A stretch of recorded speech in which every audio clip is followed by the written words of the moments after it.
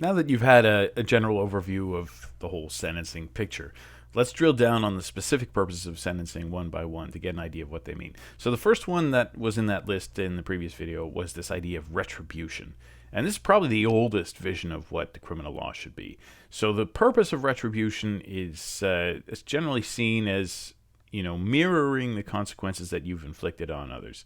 It goes back to this idea, goes way back to, if you see this picture in the bottom right here, the laws of Hammurabi, where you get this quote, an eye for an eye, a tooth for a tooth, right? This is often the traditional justification for capital punishment, that if you kill a person, then you should be killed as well. There's an appealing logic to that. It requires wrongs be balanced by punishment. You try as much as you can to figure out, okay, if this is what the person did wrong, let's balance it off by a punishment that effectively does the same thing to them. Now, one of the advantages to this idea of retribution is that it actually it has some sense to it, in that if you do something minor, then your punishment is going to be relatively minor, right? Then if you think, for example, like stealing a loaf of bread doesn't get your hands cut off, because that wouldn't be equivalent, right? So retribution does have some elements to it that require balancing the order of severity.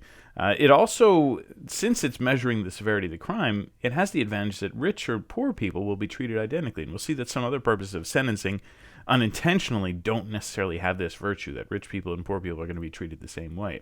A disadvantage to it, however, is that it can be a little bit primitive in some ways, because it ignores the circumstances of the offender. It doesn't really look and see, well, what is it exactly that made it to this so that this would happen? Is there something about this person's upbringing?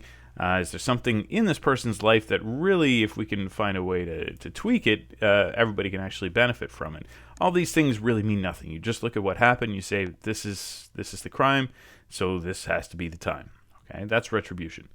Rehabilitation, we've already mentioned a little bit, comes at things from more the opposite angle. It's saying, okay, let's really try and figure out, consequence-wise, moving forward, not focusing so much on what happened in that specific crime, but looking forward in terms of the best outcome for society and everybody else involved, that society will be happier if the criminal turns into a non-criminal, right? That's got to be a win-win for everybody.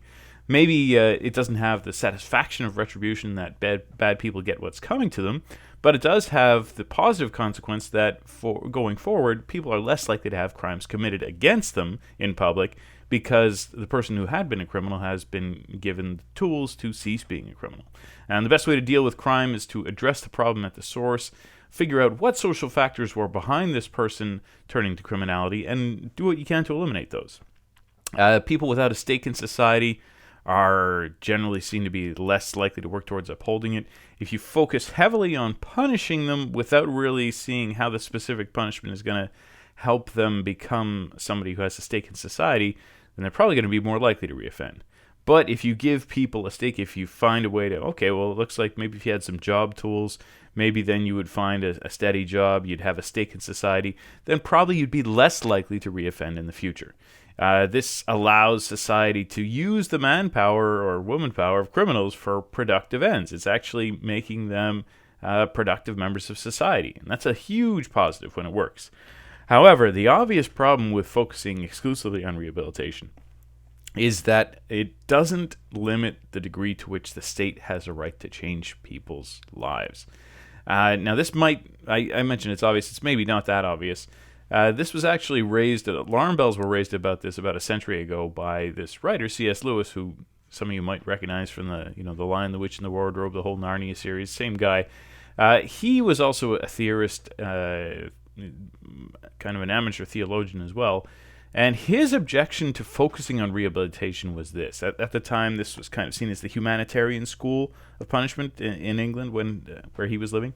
And he pointed out that focusing on this humanitarian vision is barbarous, because while it considers it to be barbarous to measure punishment against guiltiness and to sort of hit retribution hard and say, all right, let's balance out what the person did with the consequences to them, he says, strictly speaking, if you focus just on rehabilitation, then there's no way that the sentence ends until you're cured of your criminality. So let's say you do steal a loaf of bread, right?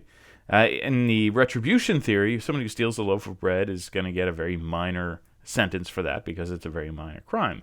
However, he says be careful if you focus too much on rehabilitation alone, because rehabilitation alone would say until you can get that guy who stole the loaf of bread to never want to steal loaves of bread again in the future, to have the stakes of the abilities in place to never steal loaves of bread in the future, then you can keep on rehabilitating them. You can keep them in custody until that happens. And that could be a lot longer than might be appropriate under the retribution theory of punishment.